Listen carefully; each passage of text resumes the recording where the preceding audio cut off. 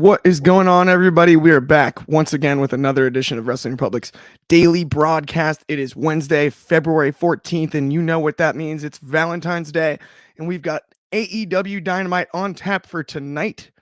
We're going to be breaking that down for everybody today. I've got a sweet crew with me, including a couple of big returns. But somebody who I've been hanging with all week, I'm going to introduce first. I'm going to send this over the pond, across the Atlantic, all the way to Scotland. My good friend Soul in the building once again. How are you feeling this afternoon? Wow, I got introduced first. Wow, this is a first for me. Where's my Oscar? Can I take this award, please? Oh, I'm very accomplished by this. Nah, I'm good. I had to build the tension for the returns. Right. So a technicality that gets me in the first place. So, good old technicalities. Nah, as good as always. And most importantly, I think all of us here at Wrestling Republic are very joyful. Our man Shad, it's his big day. I'm very happy for him. All the Wrestling Republic universe, have a drink of your favorite beverage and celebrate with our boy, the Tuesday Night Delight, because I'm sure he's going to be in for a fun ride. No doubt about it. I'm excited. And speaking of being excited, we've got our very own actor in the building today. I'm going to stay across the pond, and correct me if my geography is wrong, but somewhere outside of London, one of the best actors on the planet, fresh off of an electric performance all weekend. David Sheldon, how are you doing on this Tuesday, my friend? Whoops. Hello. It's lovely to be here. Lovely to be back. I was on the show on Sunday, so it's not quite my first one since the show, but it's my second one. But I had the same intro from bed on Sunday, so I will take it a second time. Thank you, Clark.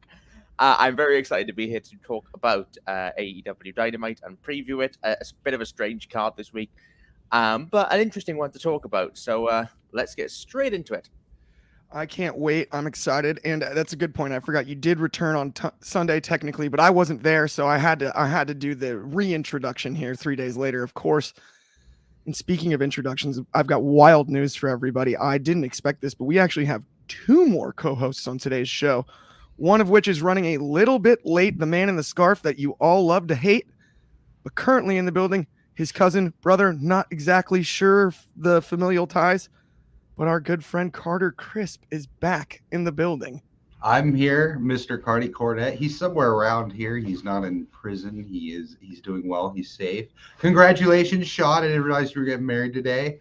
Love is in the air, but when Cardi Cornette enters, anything but love will be in the air. And, he will have many opinions about wrestling, mostly wrong. And we'll get into that shortly. Absolutely. I'm excited about it. Technically, the ceremony is this weekend, but we're just getting into logistics now. They're going down to sign the papers today, so it'll be official according to the court of law. I should have said that in my intro as well. Yes. Well, then, Chad. David, you missed a comment. Look, I need you to take the HR and meet with our EVPs. That's something we can't take here at WR. We need membership right here. Look, it's Valentine's Day, okay? So just the worst day of the year. The worst day of the year. Even more. Let me be grumpy for today.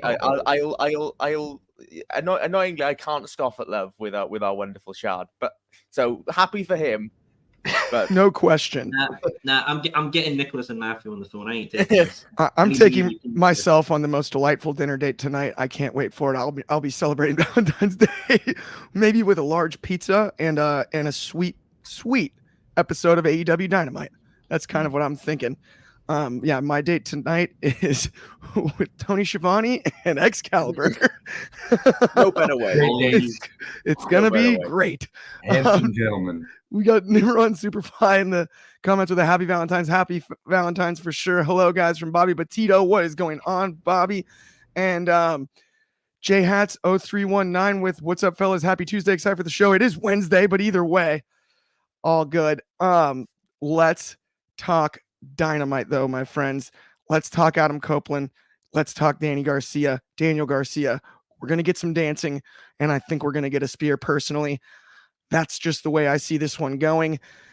As great as Daniel Garcia has been on this run, it feels inevitable. We need Copeland in that TNT title match at the pay-per-view, but I'm not 100% sure on that, so I got to ask all 3 of you about it.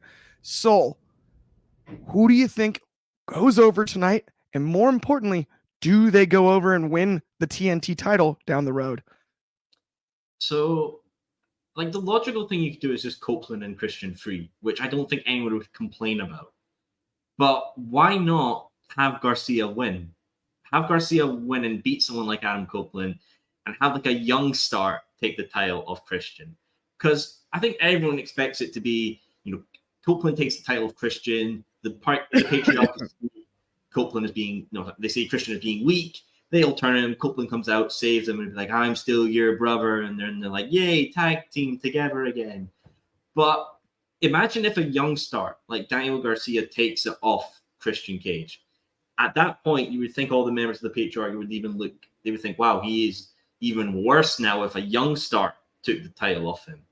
Then it could lead to a beatdown, and then Copeland could save Christian. And because Copeland doesn't have the TNT championship that Christian Cage loves so much, and I do as well with 2 replicas of the thing, then you would then have a bit more of a understanding of why they would tag back up together again, especially if Sting and Darby are going to drop these tag titles to the EVPs of AEW, Nicholas and Matthew Jackson.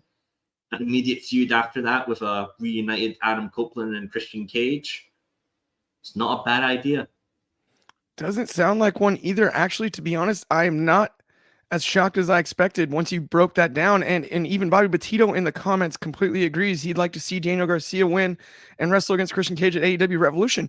That's not necessarily what I expected, but I don't mind it in the least. David, I got to ask you, are you on the same page there? Who do you have going over tonight? And how do you see the TNT title picture headed to Revolution? I think this is quite difficult, actually.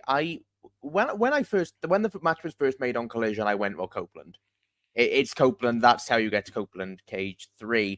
But they have been building Garcia for a few weeks against Cage and going back further in the House of Black feud. And I've been really liking what they've been doing with Daniel Garcia. So I don't really know how this one goes. I think Copeland is the logical choice to win the match from what I think makes the most sense in my head. But do we want, we've had the kind of the really violent no DQ match with Cage and Copeland. We've seen Copeland put Cage through, or Nick Wayne through a flaming table and miss it completely. We've seen all those. We've seen all the big spots. We've seen all that. Yes. So I'm just interested where they go next. What's the, do you just have another singles match again? Could it be a triple threat? Is that what we're building to? Feels odd given we're doing that for the world title as well. I can't see it being a triple threat for the TNT as well. I think it'll be a really good match. That, in other news, the sky is blue. But I think that Copeland probably will win this. But I don't think you can count Garcia out. And I do think that's what makes this match fun. I like that too. I have Copeland personally, but I can see both sides. That's actually what's fun about this one, at least in my eyes. We got a couple more comments here. David Madge just added that Christian Cage is the best, his favorite in AEW with MJF and Jeff Jarrett. Jeff Jarrett. Yeah! But we've got a couple Jarrett fans in the building right now. I know that.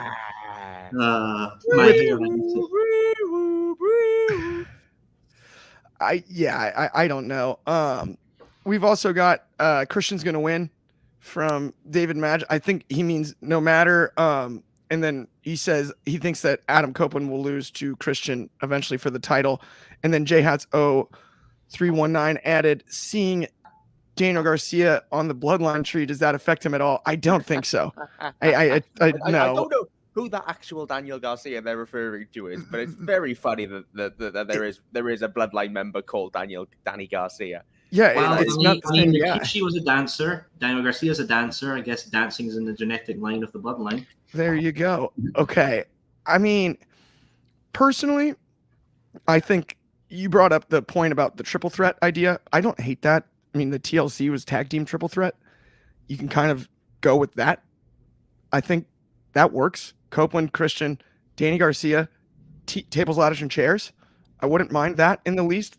That's just spitballing personally, but there are multiple avenues you can go with this storyline. I don't necessarily think this has to be pigeonholed as it's either or and there's still time for things to change. I'm not 100% sure anymore as I was when I first started this show merely, 6-7 minutes ago with Adam Copeland's going to go over. I'm not totally sure actually at this point, to be honest. So Carter, I got to ask you as well. Who do you have going over tonight? And more importantly, what does the TNT title picture look like at Revolution? Is it a singles match? Is it a triple threat match? Are we going to insert Nick Wayne back into this storyline? Maybe get a fatal four-way of sorts? Could be anything. I got to ask you, Carter. Now, Clark, I have two ideas floating around in my head right now. One of them's very good and one of them's very bad. And I'm contemplating which one to tell you. I don't know if you could tell from when I was dancing, but we all expected to go to Copeland. The story's better with Copeland, but these boys are from the south of England, and do not geographically fact check me on that. I'm from the south of California. I think we got to give Daniel Garcia, the PWG heavyweight champion, a shot at the TNT title. Give him a Texas death match. I don't care. Let me book it. Wrestling's full of surprises. This is the best way to book this. Now, it's probably going to be Adam Copeland, and then they're going to give him a fun little match with Christian. It'll be a great story. There will be solid buildup. But what if they gave it to Daniel Garcia, Clark? What if they gave it to Daniel Garcia, and all of a sudden we had a dual PWG TNT champion? That's my call. It's probably wrong, but that's my call. And I don't know if you guys like this or hate it, but I don't hate it. If PWG is a federation, I'm a Fed boy. So I'm going with my heavyweight champion of our local promotion. And I hope Tony's listening. That's all I can say. I was at the Mystery Vortex with you when he headlined in that Iron Man match against Speedball. Man, did he impress me that night. Daniel Garcia can truly go, and I wouldn't mind it in the least, but I also have a really funny tidbit that I just figured out, and I cannot believe I allowed this to go over my head. So our good friend Jason J. Hats asked about the Danny Garcia on the tree, and what in the world was I thinking? That is The Rock's ex-wife who runs his production company. That is the Danny Garcia that was on the Bloodline tree. It's that Danny Garcia. It's she, and that's why the name was on the tree. That correct. I had to honestly, while you were talking for a second, Carter, it clicked in my head, light bulb moment, and I had to Google it to make sure. But what? That is not what I had on my bingo card. But I'm glad I realized it at the last second. Too funny. David Mod said he looked into that thinking the same thing too. Yeah, no, that is classic. We totally, whoops, right over my head. But Carter, I actually do not mind in the least. Daniel Garcia is a immense talent. I would love to see him win the TNT championship without question. Bobby Petito added wow as well. I mean, yeah, no, that's just a funny one. It's classic. Because they co-own the production company too. What is it? Seven Bucks Productions, right? Which is just all over everything. And she's the co-owner with Dwayne, her ex-husband. So that cracks me up that I actually missed that at first myself. But let's move on to our next topic. We've got the AEW International Champion Orange Cassidy versus Matt Taven in a Texas death match. And I love the use of the Texas death match in AEW. Historically, it's a fun one tied to the Funks and Terry Funk and that territory, Dory Funk Jr., all of that. Always love seeing one. Orange Cassidy is great in these, and I think Matt Taven is an underrated bell-to-bell worker. This could be a real slugfest. I'm excited for it. I do believe Orange Cassidy retains his title personally, but David, I got to get your thoughts on this too, especially as our AEW reviewer. So on paper, I'm excited for this because I like Matt Taven and I really like Orange Cassidy, as we know. If I mentioned that once or twice, I might like Orange Cassidy just a little bit. I think we're waiting now for Roddy to take the title off at Revolution.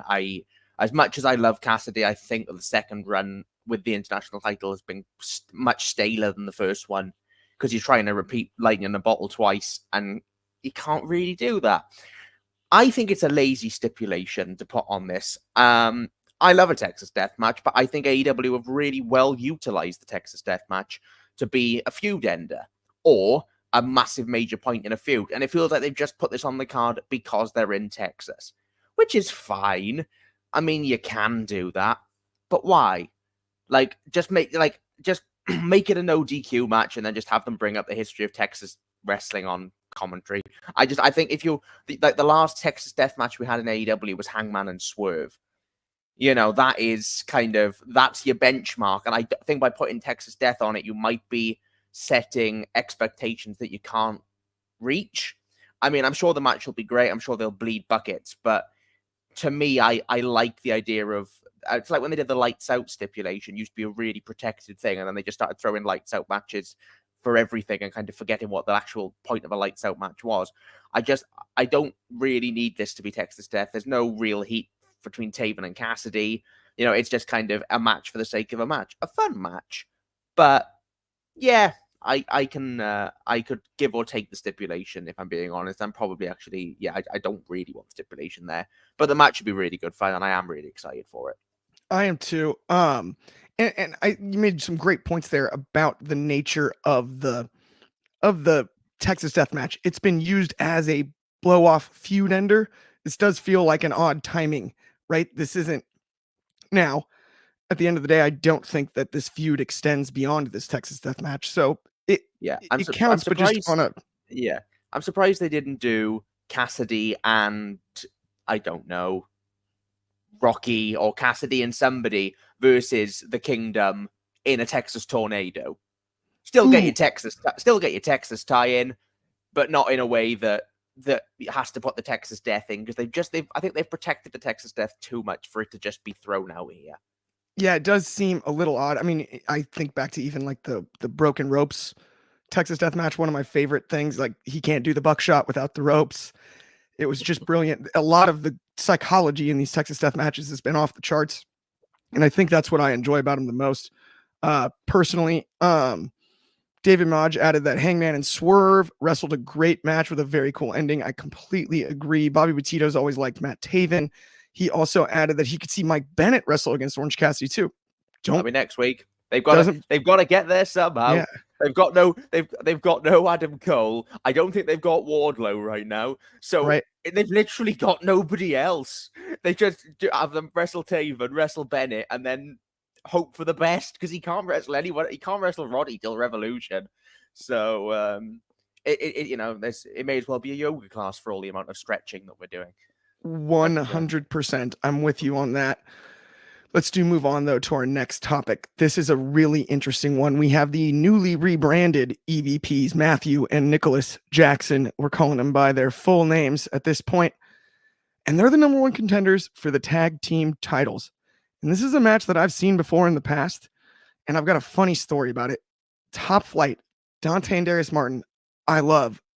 Health has hurt their ability to totally be pushed and get over, but it's always been a great team in my eyes. But these four can make this match look like Cirque du Soleil. I don't care what anyone says. We have four of the best pure athletes in all of wrestling, so the pace will be high. The pace will be off the charts.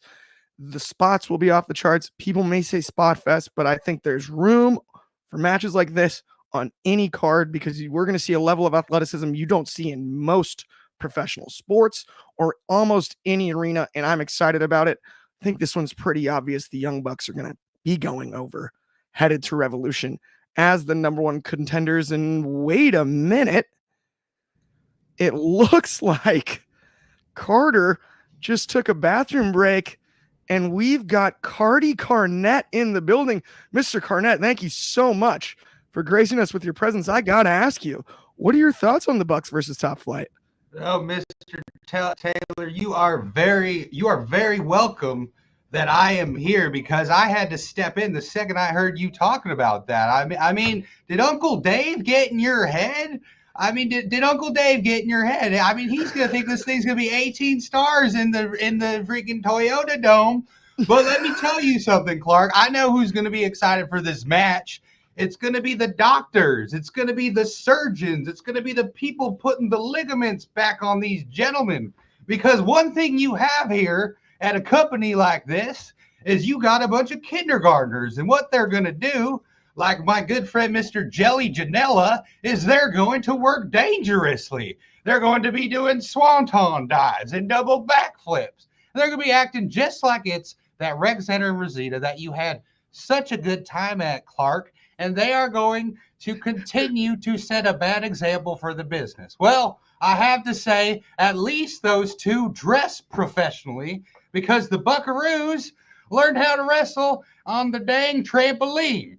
So let me tell you something, Clark. That's about it. I actually don't have a follow-up statement for that. I have a few other I mean, there's where MMA, you book these dream matches, okay, whatever. This is wrestling. There's supposed to be stories. You don't put 5 jumpy frogs in a ball and call it a match. There's got to be a story. I see nothing but hipping and hopping and flipping and diving, and I don't see any real wrestling. And I look to my dear friend Samoa Joe and I go, when are you going to talk to these guys in the locker room? I hear you. I completely hear where you're coming from, Mr. Carnett, and thank you so much for breaking that down. To have a guy with your knowledge of wrestling in the building, it means the world to a team like us. Totally understand. I think we should definitely move on to the next topic, though. Obviously, given the passion you have about the old Buckaroos, but I do agree with you. I did have a blast at that rec center in Rosita. Will say it was about as much fun as I've ever had at a wrestling show. But let's move on to one of my absolute favorites against my other absolute favorite in the women's division in AEW. We've got Sky Blue from Chicago, a Chicago legend, taking on Willow Nightingale. Personally, my favorite AEW women's wrestler going right now. And I love the direction both these women are headed, but I am not sure who goes over tonight.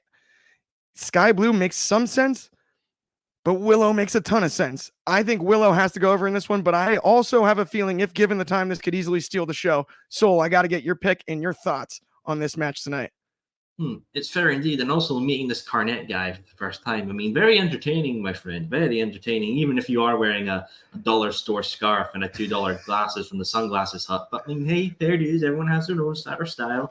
I just have class. But speaking on Sky Blue and Willow Nightingale, good wrestlers in themselves, very enjoyable what they do in the ring.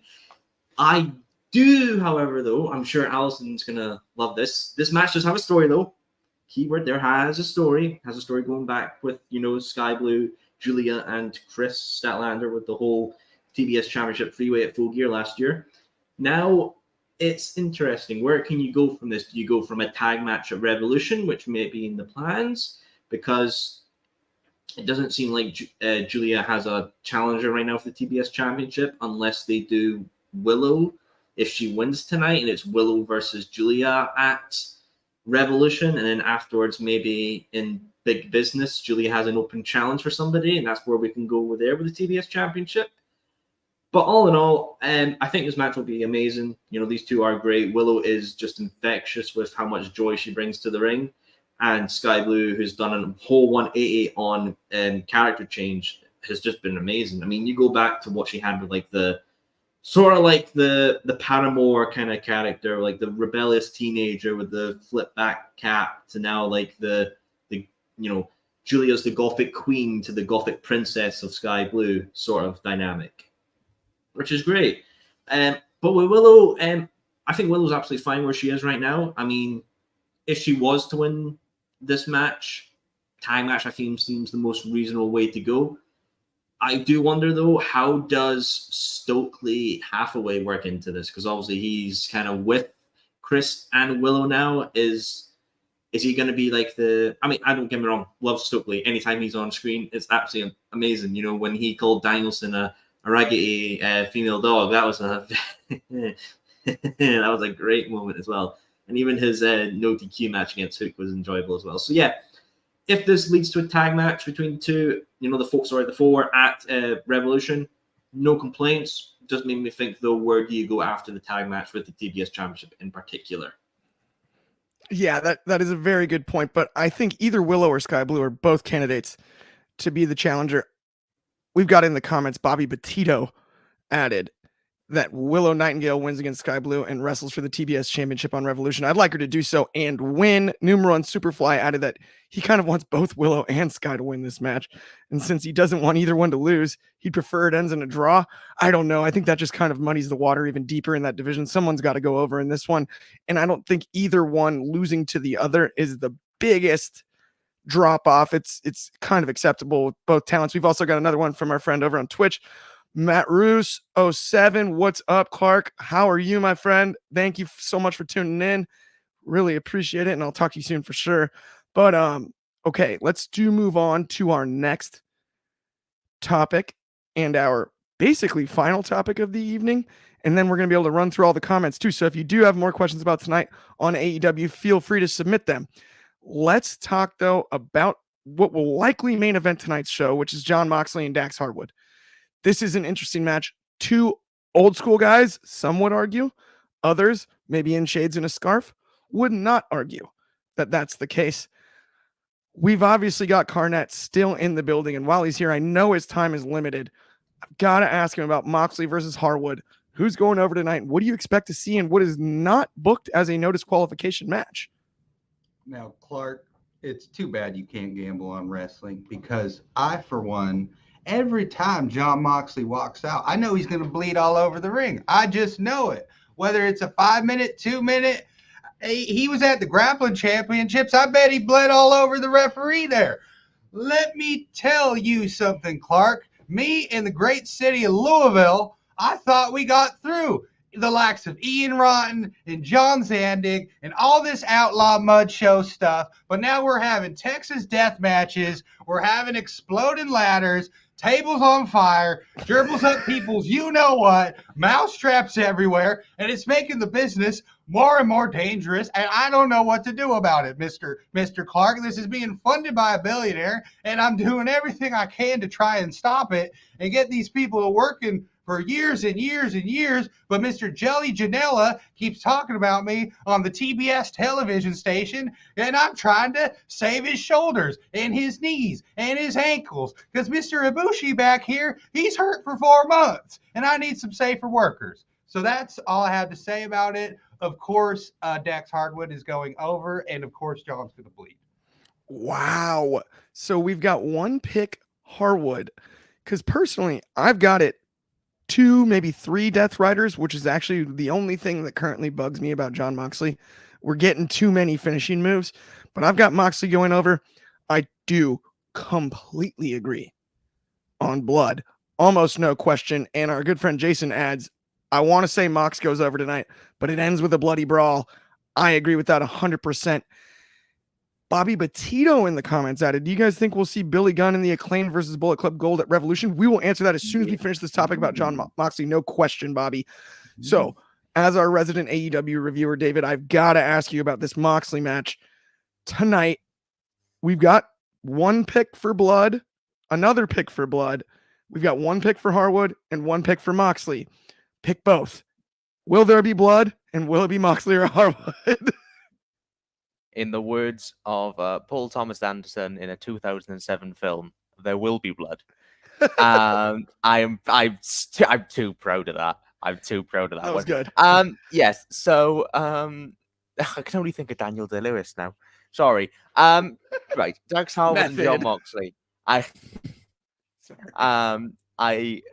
think that yes, I think that this match is going to be great. I'm really excited for this. I love Moxley. Sorry, Cassie. And I love Dax. So I'm excited to see Dax. It's nice to see Dax have a singles match because they're always really good when he has them. He's great as a tag wrestler, obviously, but he's a really good singles wrestler. I like this direction for the Blackpool Combat Club, especially after the CMLL feud, which I think was a little bit messy. It's nice. I think they've got a really tight feud. They've got can have here going into Revolution. I think they'll probably do Moxley and Danielson versus FTR, probably, unless they want to do it. No, because Danielson's wrestling Kingston. Ignore me. It'll be Moxley and Claudio versus FTR, I should imagine. Or, to be honest with you, I could see that being a collision match, a collision main event, because what you really don't want to do, you don't want to do what Tony Khan typically does, which is overextend all of his big match cards to stupid lengths. So I don't think you really need FTR and Blackpool. I think that can turbocharge a main event of a TV show really well. But yeah, I think this will be a really good match. I think that, yes, there will be blood. And I think Dax should go over. But Moxley has been on a really impressive run of wins recently. So I'm going to say Moxley wins again. And I think FTR will get the win in tag.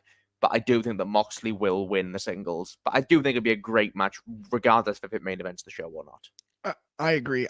And I'm in agreement on Moxley wins the singles one too, but then on the back end in the tag match, FDR goes over. That's classic wrestling booking. That one makes perfect sense to me.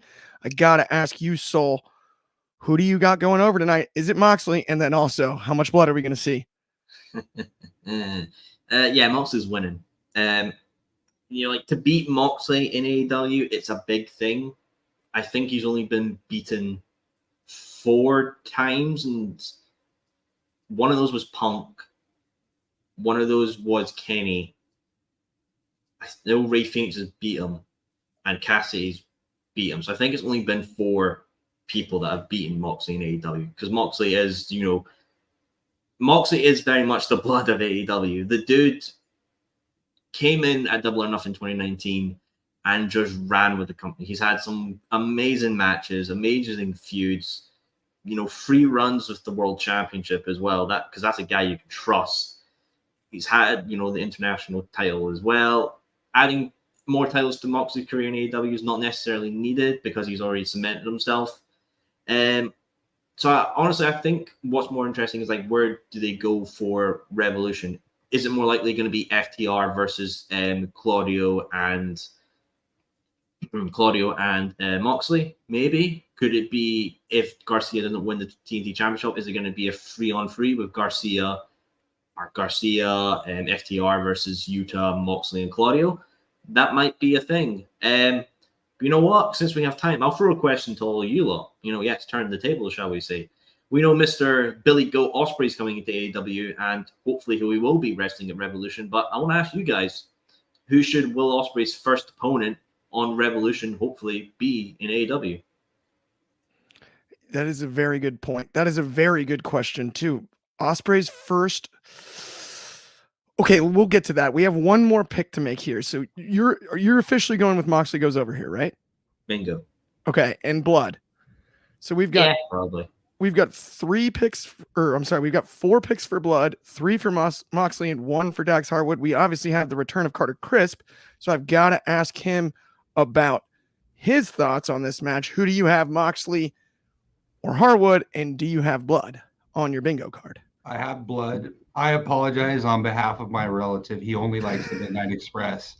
And I'm going Mox. I mean, I don't know what he's saying. He's great classic grappler. He's got all different sorts of styles of wrestling. Like Soul pointed out, he is elite in all elite wrestling. And and I think this is a great match too. I mean, I love it when they take tag team guys and put them in singles action, like they've been doing with the Briscoes brother lately.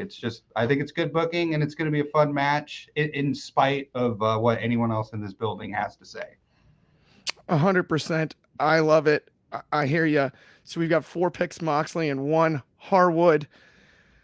But let's get into some of these comments. We've got a lot of awesome comments over here, and I cannot wait. Let's start with that one from earlier from Bobby Petito, which was, do you think we'll see Billy Gunn and the Acclaimed versus Bullet Club Gold at AEW Revolution?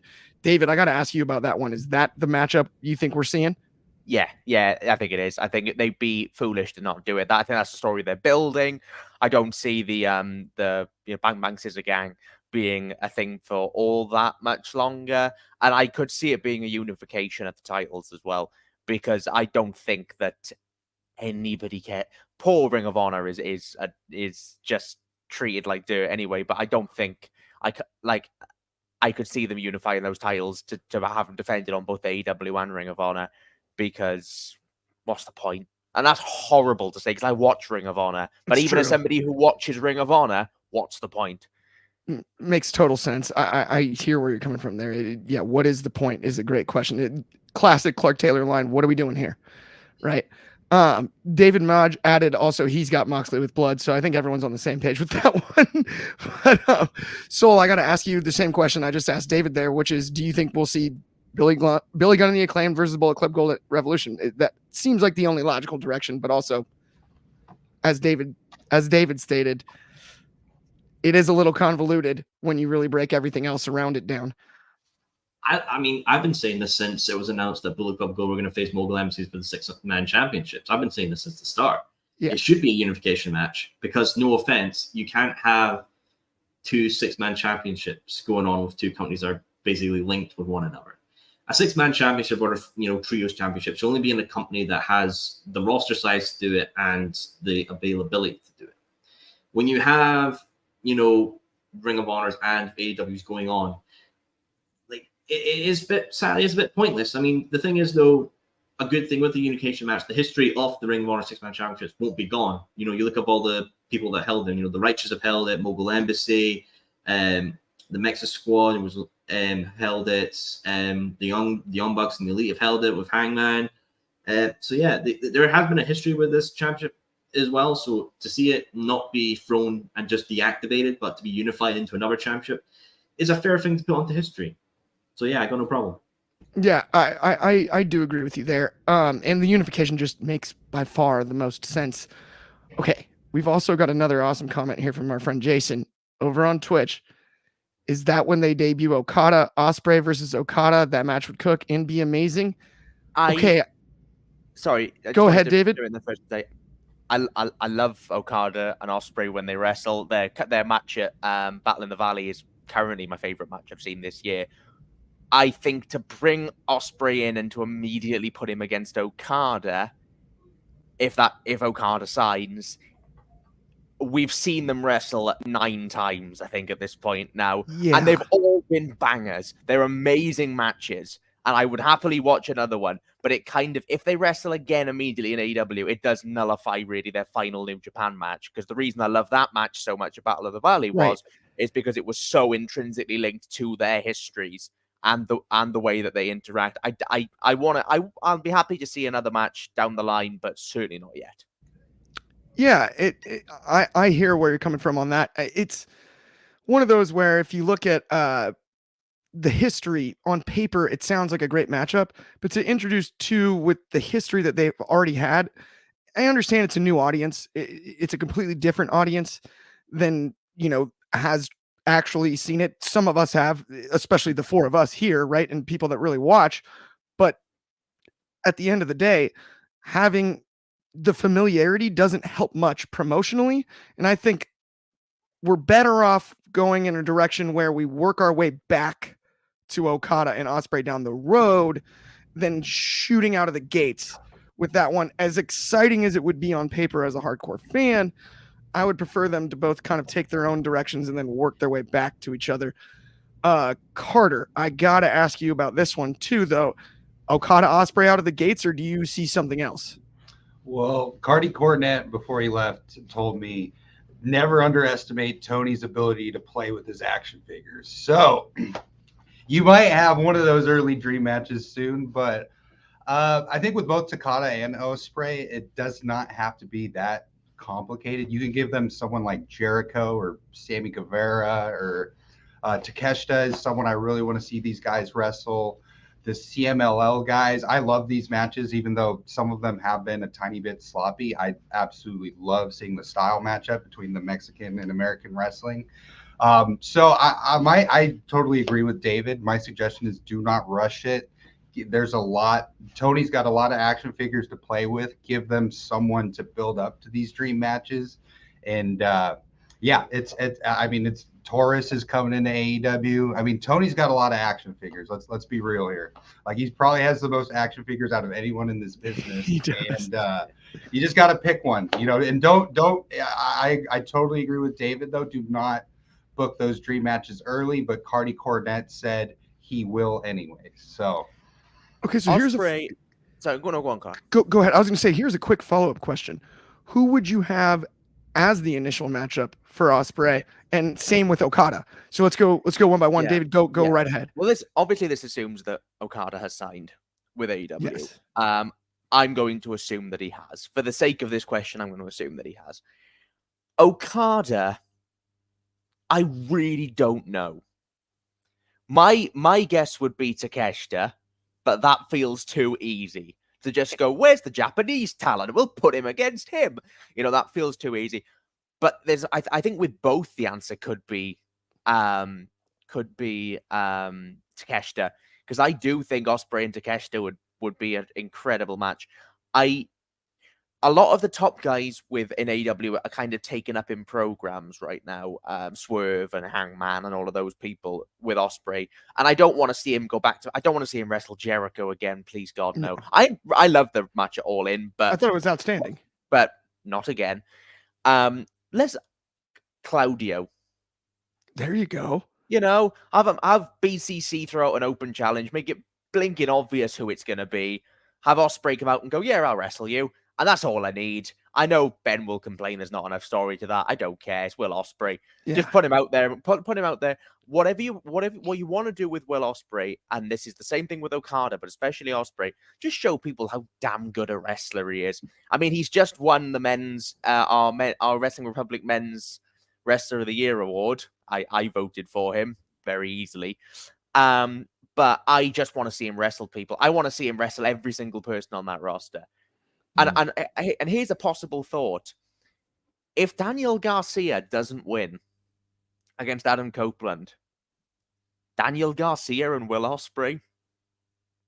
Yeah, that's an interesting one. As a statement, because no matter who Will Ospreay goes against, he will elevate whoever he's in the ring with. That's how good Will Ospreay is. Mm-hmm. Okay, so I like all of those suggestions, and we got a bunch more in the comments before we get to the rest of the picks. J-Hats 0319 added Kenny Omega. That's a possibility, but also tons of history there. That's similar concept to. I don't think Omega's getting back anytime soon. He's also the health is an issue there.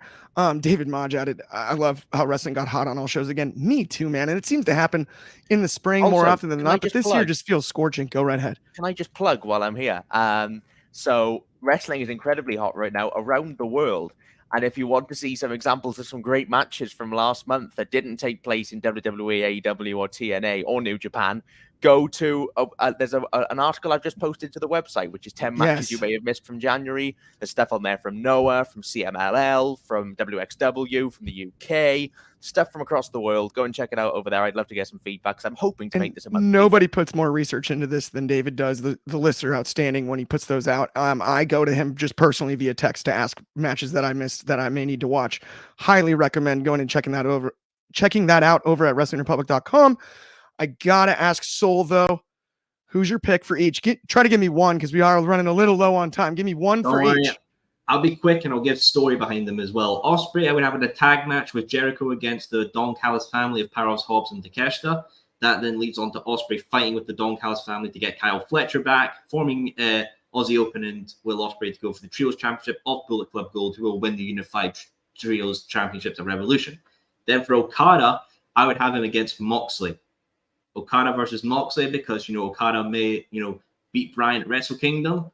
That's like, you beat my brother in blood. I'm going to make you bleed for that. And then we get a Moxley on Okada program for the summer. I love that. I love both of those ideas. We've also now added Bobby Petito added. How about Okada versus Eddie Kingston? We've got numero one Superfly added. If Okada does sign, maybe him versus either Miro or Powerhouse Hobbs. I have no issue with either of those matchups. And then David Madge agreeing with Bobby about Okada and Eddie Kingston. But Carter, before we go, I got to ask you your two picks, and then I will give mine. I have a crazy one to start. Where is Bandito? Where is Bandito? He's still injured. I don't know. There we go. Send him to Mexico. Sorry, Carter. I think get him stem cell therapy and start him off with an Okada feud right off the bat. I love Danny Garcia. I love Blackpool Combat Club. I love the Don Callis family, Kyle Fletcher, Nick Wayne. Spread them around. I think Ospreay and Okada they can go. They're great wrestlers. And I was watching Moxley in Japan too. He would be great with either of those guys. So. I totally agree. I think there's endless matchups, but I've got two, and thankfully nobody's named them yet. I was hoping that would be the case, but my two, and I'm very specific on each, especially given the current direction. I think Will Ospreay and Strickland can do amazing work. Swerve, When I Drive. Well, not at Revolution, and though. Ospreay, not at Revolution, not first matchup, but first long-term story. Please. Give me that. So I'm not even going to go first matchup on that. I'm still sticking with Swerve on that side. And I'm going to go with another one that we will not see at Revolution, but I would love to see the battle of the best two lariats in the game. Okada versus Hangman Adam Page. I think that would be just blow the roof off whatever building you're in, right? Lariat versus Lariat. Come on, man. You got one with the flip and the on the front end, the other one with the flip on the back end. It's the two best looking clotheslines going right now. And it's one of those matchups that I think would just be outstanding. David Maja added that he likes Prince Nana, Swerve's hype man. Prince Nana is out. I mean, chef's kiss, world class. Bobby Petito said, take my money. Me too, Bobby. I am totally with it. Absolutely swerve when I drive. Thank you everybody so much for tuning in. We'll be back tomorrow, not at the same time, but at the same place. That's going to be 3:00 in the Pacific coast of America, that is. And then, of course, 6 in the East, 2 in the Central. That is 11 p.m. in the UK and noon in Hawaii. Thank you so much. We will see everyone soon. Thank you for the comments. If you haven't already liked and subscribed, please do. Have an excellent Valentine's Day, and we will talk to everybody tomorrow.